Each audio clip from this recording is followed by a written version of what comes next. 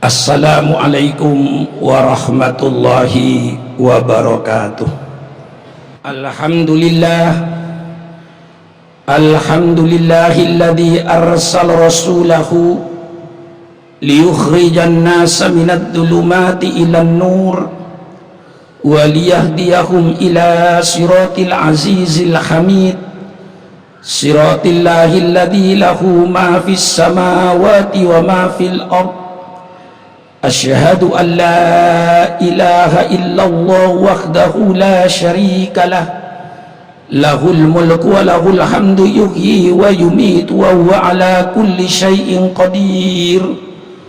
Wa asyhadu anna sayyidana Muhammadan abduhu wa rasuluh wa habibuhu wa khaliluh, al-mab'uts rahmatan lil alamin. Allahumma salli wa sallim ala hadan nabiyil karim sayyidina wa habibina wa syafi'ina wa maulana Muhammad wa ala alihi wa ashabihi ajma'in. Amma ba'du faya ibadallah, usikum wa iyaya binafsi bitaqwallah, faqad fazal muttaqunal muflihun. Sidang Jumat yang berbahagia, marilah terlebih dahulu kita memanjatkan puji dan syukur kehadirat Allah Subhanahu wa ta'ala atas segala nikmat yang telah dilimpahkan, baik nikmat lahir maupun nikmat batin. Nikmat lahir, alhamdulillah kita dipanjangkan umur, alhamdulillah kita diberikan kesehatan yang baik. Untuk lebih mendalamnya perasaan ini, marilah kita lihat kepada saudara kita yang sudah berada di liang kubur, atau saudara kita yang sedang terlentang di rumah sakit. Alhamdulillah kita diberikan panjang umur, diberikan kesehatan, berarti Allah masih memberikan kesempatan kepada kita untuk memperbanyak amal soleh dan untuk bertobat, beristighfar kepada Allah Subhanahu wa ta'ala. Sidang Jumat yang berbahagia, alhamdulillah kita diberikan nikmat iman dan nikmat Islam, yang merupakan nikmat yang terbesar bagi kita. Bagaimana tidak, iman yang selalu mengawal kita di mana kita berada, iman yang selalu menjaga kita dimanapun kita berada. Berbahagialah orang-orang yang dikawal oleh imannya, binasalah orang-orang yang sudah tidak dikawal oleh imannya, bahkan dikawal oleh hawa nafsunya. Disinilah hancurnya manusia, na'udzubillah.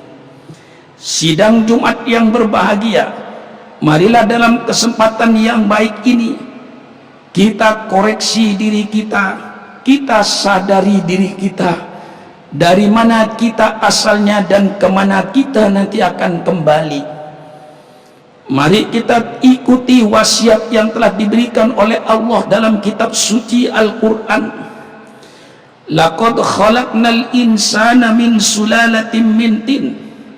Telah kami ciptakan manusia ini dari pati sarinya tanah, dalam pengertian bahwa semua tumbuh-tumbuhan yang ada di atas tanah ini pasti akarnya mengisap sari-sari yang ada di tanah, kemudian tumbuh menjadi padi, tumbuh menjadi jagung, tumbuh menjadi buah-buahan. Itulah yang dimakan oleh manusia. Semua makanan ini dicerna dengan kekuasaan Allah Subhanahu wa ta'ala. Allah ciptakan perut manusia ini sebagai satu pabrik yang begitu besar dan serba otomatis. Tidak usah kita bertanya, buah ini mengandung vitamin apa, daging ini mengandung vitamin apa. Asal Allah menghalalkan, persilakan makan. Setelah dihancurkan oleh gigi kita, kemudian masuk ke perut kita dicerna, maka perut kita dapat memproduksi pertama vitamin-vitamin yang dibutuhkan oleh manusia, mulai vitamin A, vitamin B, vitamin C, vitamin D, vitamin E, dan seterusnya dan seterusnya. Vitamin ini dibutuhkan oleh tubuh kita agar sehat. Oleh sebab itu, makanlah makanan yang halal, agar darah kita yang beredar di tubuh kita itu darah yang bersih, bukan darah yang kotor. Kalau yang dimakan oleh manusia dari makanan-makanan yang dihasilkan oleh perbuatan-perbuatan yang haram, maka darah yang beredar di tubuhnya darah haram, sehingga mengalir pada panca inderanya menjadi rusak karena kotor dengan perbuatannya. Katakanlah misalnya kalau dimakan daripada hasil korupsi, kemudian menjadi darahnya berputar ke otak, darah yang berputar darah korupsi, otaknya selalu berpikir tentang korupsi, matanya menjadi mata korupsi, kupingnya menjadi kuping korupsi, kakinya menjadi kaki korupsi, tangannya menjadi tangan korupsi. Oleh sebab itu Imam Ghazali berwasiat, janganlah kau makan barang yang haram, agar darahmu bersih, panca indramu bersih, hatimu bersih. Yang kedua, perut ini memproduksi sperma yang bakal menjadi keturunan kita semua. Imam Ghazali berkata, bagaimana Anda akan mempunyai anak yang soleh kalau kedua orang tuanya yang dimakan barang haram? Allah ciptakan sperma ini, dalam Al-Quran disebutkan, wa ja'alnahu nutfatan fi qararim makin. Kemudian Allah menciptakan dari sari patinya tanah makanan-makanan yang dimakan oleh kedua orang tua kita menjadi sperma yang ditempatkan di tempat yang terjaga, tempat yang aman dalam rahim seorang ibu. Kemudian sperma ini tumbuh, berkembang, yang dinyatakan di dalam Al-Quran, thumma khalaqnan nutfata alaqatan fa khalaqnal alaqata mudghah fa khalaqnal mudghata idhama fa kasawnal idhama lahma thumma ansa'nahu khalqan akhar fatabarakallahu ahsanul khaliqin. Kemudian sperma yang dalam rahim itu sekian minggu berubah menjadi segumpal darah, setelah sekian minggu menjadi segumpal daging, setelah sekian minggu tumbuh kerangka tulang yang dibungkus oleh daging. Setelah 4 bulan Allah ciptakan makhluk yang berbentuk lain, makhluk manusia yang sempurna dengan kaki, tangan, dan kepala. Itulah proses manusia. Dan ayat ini yang mengagumkan dunia ilmiah. Seorang ahli kandungan di Amerika Serikat yang bernama Profesor Dr. Kip Elmore kagum dengan ayat ini. Dari mana Muhammad kok bisa tahu tentang perkembangan sperma yang ada dalam seorang rahim ibu? Padahal waktu itu tidak ada alat Ronsen, pada waktu itu tidak ada alat-alat lainnya seperti USG dan lain-lainnya. Dari mana Muhammad kok bisa tahu? Dan ini sesuai dengan perkembangan ilmu pengetahuan modern tentang janin. Ini yang mengagumkan dunia barat, sehingga mereka diantaranya yakin bahwa Al-Quran ini bukan dari Nabi Muhammad, tapi Al-Quran pasti dari Allah. Sebab pengetahuan di abad ke-7 tentu tidak mungkin untuk mengenal perkembangan sperma dalam rahim ibu, tapi ternyata Al-Quran 1400 tahun yang lalu sudah menyampaikan tentang perkembangan sperma di rahim ibu. Lengkap 9 bulan lahirlah ke dunia ini. Kemudian Allah memberikan segala macam kenikmatan, tapi kadang-kadang manusia ibaratkan kacang, lupa sama kulitnya. Setelah lahir tumbuh, mereka berkembang. Ada yang bergerak di bidang bisnis sehingga menjadi konglomerat. Ada yang bergerak di bidang politik sehingga jadi camat, jadi gubernur, jadi wali kota, jadi menteri, jadi DPR, jadi presiden, dan seterusnya. Ada yang bergerak di bidang pertanian yang memiliki ribuan hektar perkebunan. Ada yang bergerak di bidang industri yang memiliki puluhan pabrik. Kemudian mereka kadang-kadang yang tidak disertai iman akan menjadi sombong. Dia bangga dengan kedudukan dan jabatan yang dia peroleh. Dia sombong dan bangga dengan kekayaannya yang dia peroleh. Dia sombong dan bangga dengan ilmu pengetahuan yang dia peroleh, mendapat gelar profesor, doktor, dan lain-lainnya. Mereka sombong dengan pertaniannya, perkebunannya. Itu seluruhnya ibaratkan kacang yang lupa sama kulitnya. Dia tidak tahu kalau seluruh kenikmatan datangnya dari Allah sebagai ujian. Semua kenikmatan-kenikmatan yang diberikan oleh Allah, Quran menyatakan tsumma latus'alunna yauma idzin 'anin na'im. Nanti kalian akan ditanya, akan dimintai pertanggungjawaban jawab atas segala nikmat-nikmat yang oleh Allah berikan kepadamu. Kau diberikan nikmat panca indera yang lengkap. Jangan kau enak-enak mempunyai mata, mempunyai telinga, mempunyai tangan, kaki, dan lain-lainnya. Semuanya itu nanti akan dimintai pertanggungjawab oleh Allah. Kemana mata kau pergunakan, kemana telinga kau pergunakan, kemana lidahmu kau pergunakan, harus dipertanggungjawabkan oleh Allah. Inna sam'a wal basara kullu ulaika kana anhu mas'ula. Sesungguhnya pendengaran dan penglihatan seluruhnya itu nanti akan dimintai pertanggungan jawab oleh Allah pada hari kiamat. Maka hendaknya nikmat-nikmat yang diberikan oleh Allah kembalikan untuk mencari keridhaan Allah. Yang bergerak di bidang politik, menjadi pejabat pemerintah, syukurilah jabatannya itu untuk menegakkan kebenaran, untuk menegakkan keadilan, untuk mensejahterakan rakyatnya. Carilah kedudukan dan jabatan itu untuk mencari keridhaan Allah. Jangan sebaliknya, justru kedudukan dan jabatan itu hanya dipergunakan untuk kepentingan pribadinya, untuk menipu rakyat, untuk mengumpulkan kekayaan. Na'udzubillah. Orang yang oleh Allah dikasih nikmat di dalam bidang bisnis sehingga menjadi konglomerat, menjadi orang kaya, carilah dengan kekayaan itu keridhaan Allah subhanahu wa ta'ala. Jangan dengan kekayaannya hanya untuk menentang hukum Allah. Dengan kekayaannya dia melawan hukum Allah. Dengan kekayaannya dia berfoya-foya, main judi, mabuk-mabukan, main perempuan, melampiaskan segala nafsunya.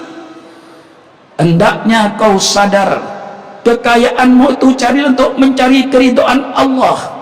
Lihat fakir miskin, lihat anak yatim yang kebetulan oleh Allah diberi nikmat ilmu. Ilmu bukan untuk sombong-sombongan dengan gelarnya. Sadarilah bahwa dengan ilmumu kau carilah keridhaan Allah. Perangi kebodohan, perangi kemiskinan, agar seluruh rakyat ini menjadi cerdas. Dengan kecerdasan dan ilmu yang dimiliki, dia tidak mudah ditipu dan tertipu. Maka bagi orang yang berilmu, syukurilah dengan ilmunya untuk mencari keridhaan Allah. Perangi kemiskinan dan perangi kebodohan. Jangan nikmat-nikmat ini kau banggakan untuk kesombongan. Allah memperingatkan, tsumma innakum ba'da dzalika lamayitun. Kemudian sesungguhnya kalian setelah hidup di dunia ini nanti akan menjadi mayit semua, akan kembali kepada Allah. Rasulullah sallallahu alaihi wasallam bersabda, kafal mautu wa'idon, cukuplah mati itu sebagai penasehat. Penasehat yang paling tepat adalah mati. Mari kita sadari, yang bergerak di bidang politik menjadi RI 1, menjadi menteri, menjadi gubernur dan lain-lainnya, kalau malaikat Israel sudah datang mencabut nyawanya, hai RI 1, hai menteri, hai gubernur, permainanmu sudah selesai. Apa yang kau banggakan pada saat itu? Kau akan membanggakan kejabatannya? Tidak ada yang kau banggakan ketika itu. Orang yang kaya, yang memiliki kekayaan bermiliar-miliar, bahkan bertriliun-triliun, kalau sudah malaikat Israel datang mencabut nyawanya, hai konglomerat orang kaya, permainanmu sekarang sudah selesai. Tinggal kau mempertanggungjawabkan kepada Allah segala permainanmu. Yang bermain di bidang politik, pernahkah kau memfitnah orang? Pernahkah kau menjatuhkan orang? Pernahkah kau menjelekkan orang lain supaya kau dianggap orang baik? Pernahkah kau berjanji kepada rakyatmu janji yang tidak ditepati? Sekarang permainanmu sudah selesai. Kau tinggal mempertanggungjawabkan segala kebohonganmu di hadapan Allah Subhanahu wa ta'ala. Orang yang kaya pun dimintai pertanggungan jawab dari mana kekayaannya datang. Setelah kau kaya, kemana kekayaanmu dipergunakan? Thumma innakum ba'da dzalika lamayitun. Sesungguhnya kalian setelah berfoya-foya hidup di dunia dengan semau-maunya, setelah itu kau pasti akan menjadi mayit. Yang menteri bisa jadi mayit, yang profesor doktor bisa menjadi mayit. Seorang profesor doktor kalau sudah meninggal dunia, apa bedanya dengan kuli bangunan yang meninggal dunia? Jasadnya sama bergeletak, kemudian dimasukkan ke liang bumi hancur. Apa yang kau banggakan dengan segala gelarmu profesor doktor pada saat kau sudah sakaratil maut? Pada saat itu tidak ada yang dibanggakan kecuali amal solehnya, kecuali ibadatnya kepada Allah yang akan menyelamatkan anda. Hanya amal solehnya yang kau bisa menyelamatkan kau daripada adab Allah Subhanahu wa ta'ala. Oleh sebab itu, boleh kau mencintai hartamu, boleh kau mencintai keluargamu, boleh kau mencintai jabatanmu, tetapi yang paling pantas kau cintai adalah amal soleh.